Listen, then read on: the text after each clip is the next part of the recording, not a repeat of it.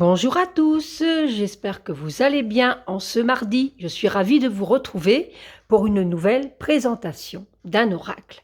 Un oracle que j'attendais, l'oracle de la sorcière d'Anne-Sophie Casper, aux éditions Médicis, donc un label des éditions Très Daniel. Je remercie par ailleurs Océane de me l'avoir fait parvenir. Je te fais de gros bisous si tu passes par là. Voilà, les illustrations sont d'Alexandra Alzieux. Alors, il arrive dans un très très beau coffret, j'aime beaucoup, et je vais vous lire ce qu'il y a marqué. Incarner la sorcière qui est en soi. C'est, à mes yeux, incarner sa féminité, redécouvrir son pouvoir sacré, danser avec les énergies et pratiquer la magie blanche. Grâce à l'oracle de la sorcière, vous vous reconnecterez oui, avec vos belles couleurs personnelles, votre véritable pouvoir et les différents cycles naturels, menstruels, lunaires et énergétiques auxquels vous êtes intimement reliés. Je vous souhaite une merveilleuse redécouverte et une lumineuse pratique. Anne-Sophie Gasper. Alors, dans ce coffret unique, vous découvrirez 44 cartes illustrées et un livret explicatif complet avec 7 méthodes de tirage. Waouh, c'est pas mal, 7, hein? Guidé par les énergies ensorcelantes de la Wicca, vous explorerez les éléments, les chakras, les fêtes, les sabbats, les célébrations, les potions magiques, les rituels, les sortilèges et la lithothérapie à l'aide de l'oracle de la sorcière. Vous libérerez pas à pas la sorcière qui sommeille en vous. Alors, Anne-Sophie Casper est révélatrice de couleurs, médium et je dis pas de bêtises, facilitatrice d'énergie, de communication et de bonheur. Cette Française d'origine qui vit à Montréal depuis 2018 est une auteure reconnue fondatrice de Radiant Orchid. Elle a publié l'Oracle coloré aux éditions Médicis et l'Almanach des sorcières et enchantresses 2022 aux éditions Rustica. Pour découvrir l'univers d'Anne-Sophie, suivez-la sur Instagram. Et ici, on a donc son Instagram. Voilà, je vous le mets en grand si vous voulez. Voilà, son Facebook et son site également. Et voilà. Alors, il arrive dans un beau coffret, quand même assez un peu plus grand que ma main. Je vais reculer un petit peu. Voilà, c'est mieux. À l'intérieur, c'est blanc. On a le livret, un petit pochon tout mignon et les cartes voilà, qui se mettent dans la boîte ainsi. Voilà. Alors, nous allons voir les cartes ensuite. On va commencer par le livret. Alors, voyons voir. Ici, on a le titre, on a les copyrights, le petit mot personnel de Anne-Sophie. On a une introduction. Ici, on a une petite citation. La magie existe, mais c'est à vous d'être le magicien. Vous devez faire de la magie une réalité, de Sidney Sheldon. Donc, elle nous parle un petit peu de son parcours. Voilà. Les notions préalables, la Wicca, la lithothérapie, le mode d'emploi pour l'oracle, la prise en main. Et ici, les 7 méthodes de tirage. Donc ça, c'est très intéressant. Voilà. Et ensuite, les 44 cartes. Donc, comme la lune, incarnez chaque jour une meilleure version de vous-même. Pour vous y aider, je vous partage les très précieux principes de la Wicca. Donc, on a les principes de la Wicca. Ensuite, on a le sommaire.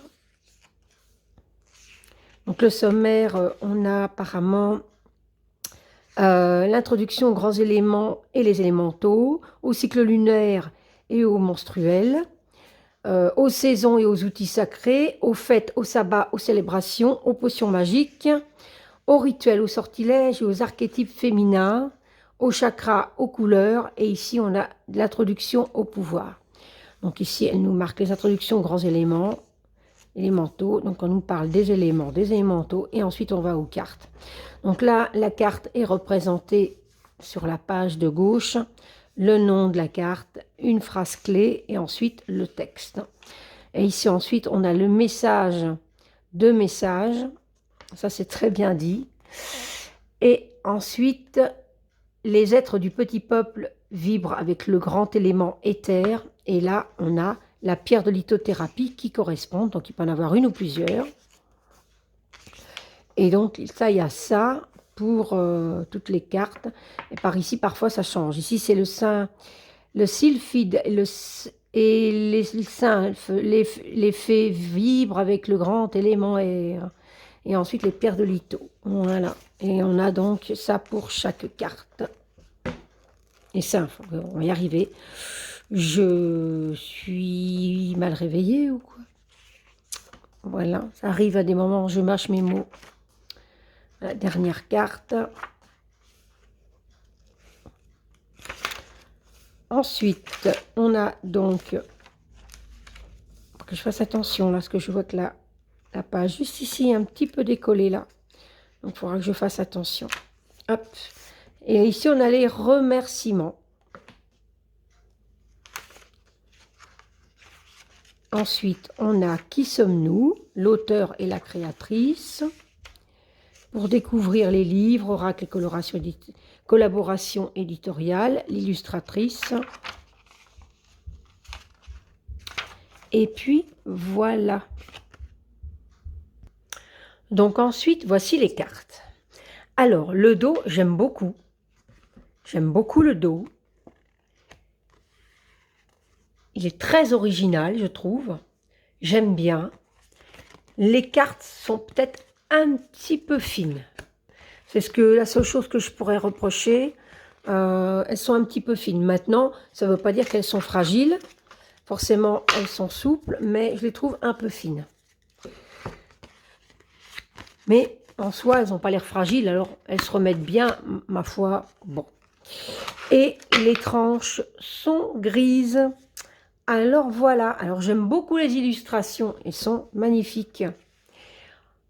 Alors ici, on a le pouvoir de guidance de la sorcière. Je ne sais pas si avec la caméra, vous verrez bien, ici c'est très clair. Alors j'aime beaucoup la carte comme ça et tout, c'est chouette. Je vais reculer un petit peu. Voilà, c'est mieux. Le pouvoir de guérison de la sorcière. Des jolies illustrations. Il y a des cristaux à chaque fois, donc moi ça me parle beaucoup dès qu'il y a des cristaux. J'aime beaucoup l'énergie de cet oracle, les illustrations, l'ambiance, les petites fioles, le chat, j'adore. La sorcière de la nouvelle lune.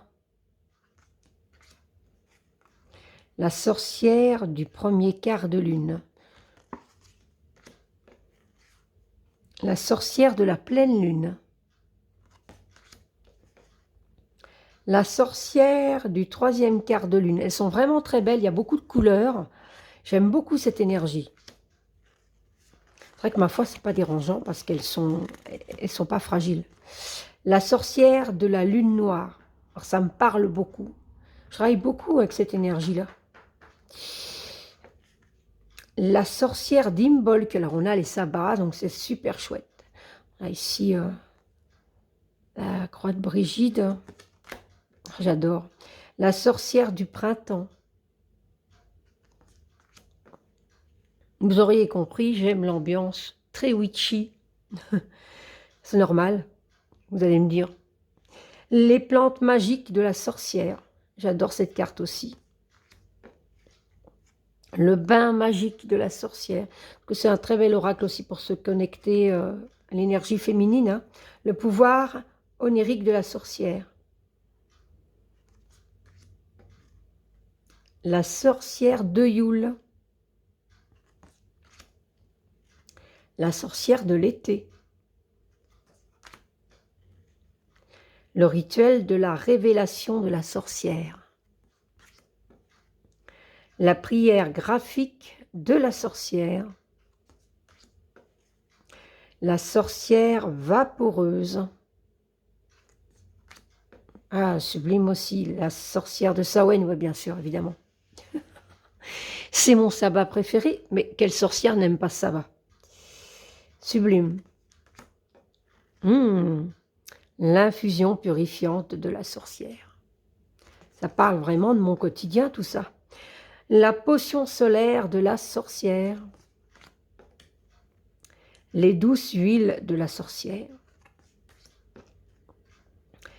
Le sortilège, pardon, bon, je suis tellement partie à dire sorcière, le sortilège protecteur de la sorcière, effectivement, il ne faut surtout pas l'oublier.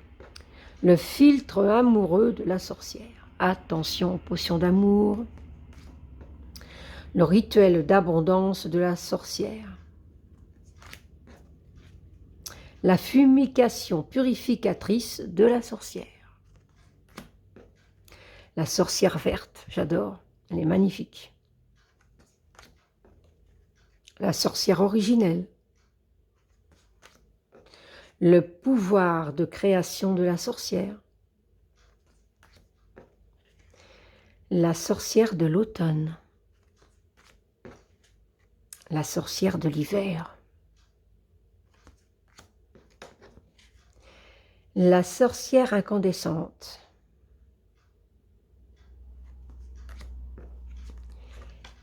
Les plantes sauvages de la sorcière.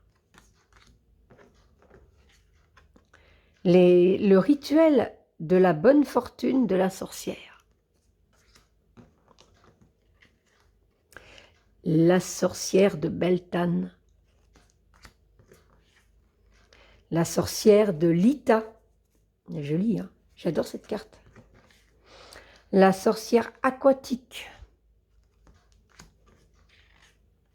Le pouvoir de divination de la sorcière. Alors là, on a des chakras. Le chakra du cœur de la sorcière. Belle couleur. Le chakra de la gorge. Le chakra solaire. Le chakra racine. Le chakra sacré, donc il y a toujours marqué de la sorcière. Hein. Le chakra de l'intuition. Et le chakra coronal de la sorcière. Alors voilà, c'était les cartes de l'oracle de la sorcière. Alors, je vais faire d'abord mélanger mes cartes. Et on va faire donc 3 cartes.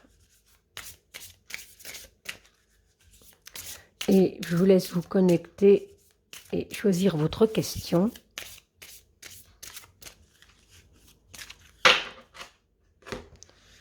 Hop, hop.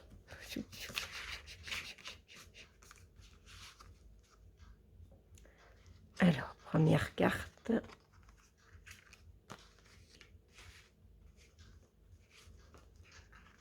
Deuxième carte.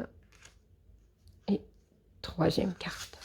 Alors, hop, je vais les mettre là.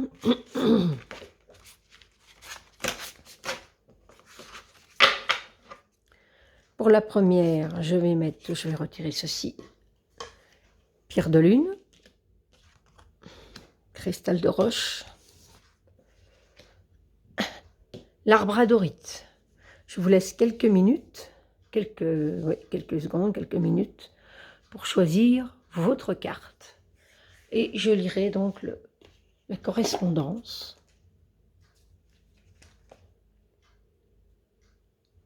Pour ces tirages. Alors,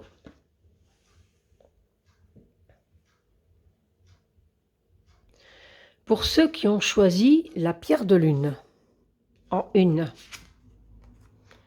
hop, la sorcière du 3e quart de lune. Alors, voyons voir. La sorcière du 3e quart de lune. Donc, pour ceux qui l'ont choisi, je vous laisse vous imprégner de son énergie.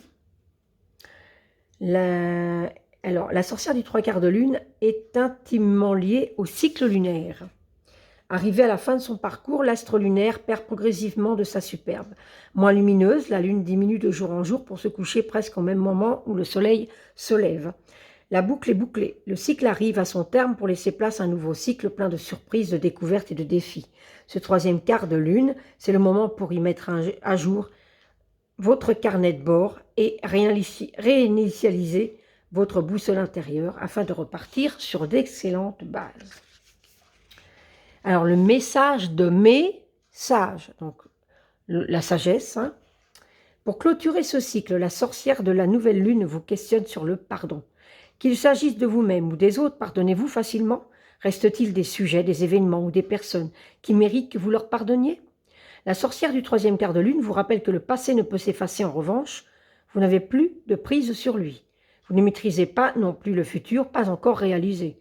Focalisez-vous sur l'instant présent et sur ce que vous pouvez contrôler. Libérez-vous du reste afin de lâcher vos pensées négatives, votre souffrance et votre rancœur. Alors, je vous lirai que ça, parce qu'ensuite, il y a les menstruations vibrent avec la phase de lune du troisième quart de lune.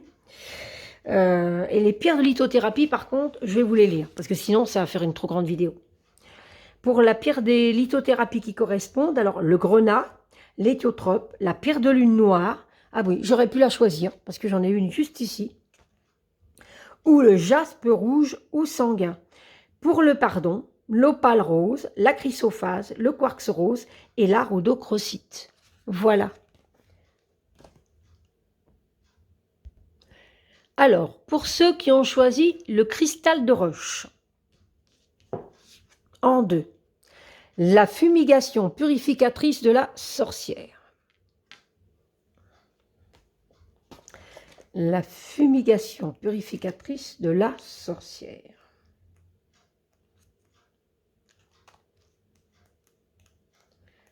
Alors.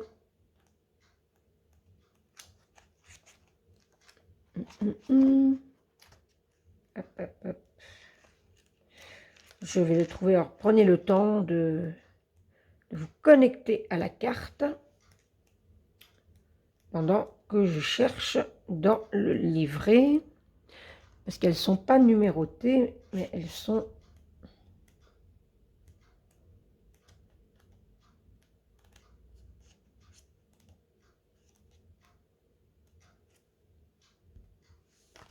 Alors, la fumigation purificatrice de la sorcière est intimement liée au archétype féminin. Ce rituel magique traditionnel, appelé aussi smudging en anglais, est utilisé dans de nombreuses cultures. Dans les temples bouddhistes, on utilise l'encens pour réaliser ce rituel. Les Incas du Palo Santo et les Amérindiens, quant à eux, pratiquent la fumigation à l'aide d'herbes sacrées, comme le tabac ou le foin d'odeur, connu sous le nom anglais de sweetgrass. Sorte de douche énergétique, la fumigation purificatrice de la sorcière se pratique avec de la sauge biologique. Message de message. Pour purifier votre corps subtil et nettoyer votre environnement de vie, de travail, il faut un bâton de sauge blanche amérindienne, appelée aussi sauge blanche de Californie, une coquille d'ormeau, des allumettes et une plume d'aigle, si possible de taille moyenne. Bon, ce n'est pas une obligation. Hein. Ouvrez les fenêtres du lieu où vous allez pratiquer la fumigation purificatrice de la sorcière, car cette dernière peut être très odorante. Cela permettra aux mauvais esprits, aux ondes négatives et à la fumée de partir plus rapidement. Allumez le bâton de sauge, laissez-le brûler quelques secondes et attissez-le à l'aide de la plume. En conscience et en exprimant à haute voix votre intention, prenez le bâton de sauge. Puis faites le tour du lieu, de l'objet ou de la personne qui doit être purifiée. Enfin, posez le bâton de sauge dans la coquille d'ormeau jusqu'à sa combustion complète. Remerciez toutes les puissances magiques lumineuses de leur aide et renouvelez la fumigation quand vous en ressentez le besoin. Donc ici, on a la fumigation purificatrice de la sorcière vibre avec l'archétype féminin de la chamane. La chamane symbolise la femme sensible, mystérieuse et mystique. L'archétype de la chamane est une prophétesse des temps modernes dont les capacités extrasensorielles sont particulièrement développées. Elle possède une connexion subtile avec les grands éléments et les cycles naturels. Et les pierres de lithothérapie sont l'obsidienne œil céleste de Montogocol, voilà, faut mieux que je dise bien, l'aoulite et les boules de Moki. Voilà. Alors ça, c'était donc pour la deuxième carte. Et donc, pour ceux qui ont choisi la troisième carte, avec la labradorite, magnifique. Voilà. Hop là. La sorcière aquatique. La sorcière aquatique est intimement liée au grand élément eau. Ce grand élément voyage en cycle de la mer, aux nuages, en passant par les glaciers et les rivières. Précieuse ressource, l'eau peut être liquide, gazeuse ou solide. Notre planète bleue ne porte pas son nom par hasard puisqu'elle est composée de 72 ou 72 pour nous Belges, % d'eau. Notre corps, lui, en contient 65%. L'eau circule en nous sous différentes formes, les pleurs, la transpiration, l'urine. Il est donc important de s'hydrater quotidiennement et de boire de l'eau en quantité suffisante. Pour éliminer les toxines naturellement, je vous recommande de boire au réveil un verre d'eau tiède avec un peu de jus de citron biologique, si vous arrivez à le boire. Avant chaque repas, au coucher et avant de vous doucher, prenez le réflexe de boire un grand verre d'eau. Vous faciliterez votre digestion. Donc avant chaque repas, au coucher et avant de vous doucher. Bon. Lavez votre organisme et abaisserez votre tension artérielle. Alors, deux messages. La sorcière aquatique vous invite à vous questionner sur vos émotions. Dans quelle vibration baignez-vous actuellement? Est-ce un bain brûlant insoutenable ou glacé insupportable? Dans votre vie, qu'est-ce qui mérite d'être rapidement purifié et assaini? Quelques émotions devez-vous laisser couler? Sage et profonde, l'énergie de la sorcière aquatique est une force tranquille pour les émotions et les sensations. Ces douces, calmes et subtiles vibrations atténuent vos illusions et vos excès d'émotions déstabilisantes. Grâce à la sorcière aquatique, vous vous régénérez en profondeur. Alors, les ondines, les naïades et les nymphes vibrent avec le grand élément eau. Alors, j'adore cet élément, c'est le mien. Tenant leur nom du terme onde, désignant une rivière ou un lac, les ondines sont considérées comme les génies des eaux. Le génie, rimant avec folie, elles peuvent se révéler être des guérisseuses protectrices comme de grandes tentatrices. Dans la mythologie grecque, on les retrouve sous le nom de naïades. Pour rencontrer les nymphes, fréquenter les eaux courantes comme les fontaines, les rivières et les cascades naturelles. Alors, en parlant de nymphes, il y a un film que j'aime beaucoup, c'est, je ne sais plus le titre, La fille de l'eau. Voilà, c'est un film de Night Shyamalan et c'est un beau conte sur les nymphes, justement. Si vous ne l'avez jamais vu, je vous le conseille. C'est une petite parenthèse parce que j'ai eu le flash d'un passage du film en lisant cette carte, donc je devais en parler. Vous pouvez d'ailleurs me marquer en commentaire si vous connaissez ce film et si vous l'avez vu. Et les pierres de lithothérapie qui correspondent. Alors, l'agate à eau. Alors, c'est souvent des... J'en avais une, mais je ne sais plus où elle est. C'est une agate et dedans, il y a de l'eau. Il y a vraiment, si vous la bougez, il y a l'eau. C'est vraiment génial. L'agate à eau, l'opale, la pierre de lune, la perle, la tourmaline rose, la turquoise et l'aigle marine. C'est une très belle pierre aussi, la tourmaline rose. J'ai des pendentifs comme ça, elle est sublime. Voilà. Et donc, c'était donc la troisième carte. J'espère que ce petit tirage pour ceux qui auront choisi, soit la 1, soit la 2 ou soit la 3, vous aura parlé. N'hésitez pas à faire un capture d'écran ou à revenir dessus pour prendre un capture d'écran de la carte et de vous imprégner de son énergie. Regardez ça, les détails, c'est magnifique, hein? Voilà. Alors, moi, cet oracle, j'aime beaucoup. J'aime beaucoup. J'espère que vous êtes ravis de ma présentation. Je suis ravie en tout cas d'avoir pu le faire. N'hésitez pas à me mettre un petit commentaire, à me dire si vous l'avez, comment vous l'utilisez, et je vous répondrai avec plaisir comme à chaque fois. N'hésitez pas à liker ma vidéo ou à vous abonner à ma chaîne si ce n'est pas déjà fait. Je suis ravie d'avoir pu vous le présenter. Je vous embrasse très très fort. Prenez soin de vous par cette chaleur parce que c'est compliqué. Et je vous embrasse et à très bientôt. Bye bye.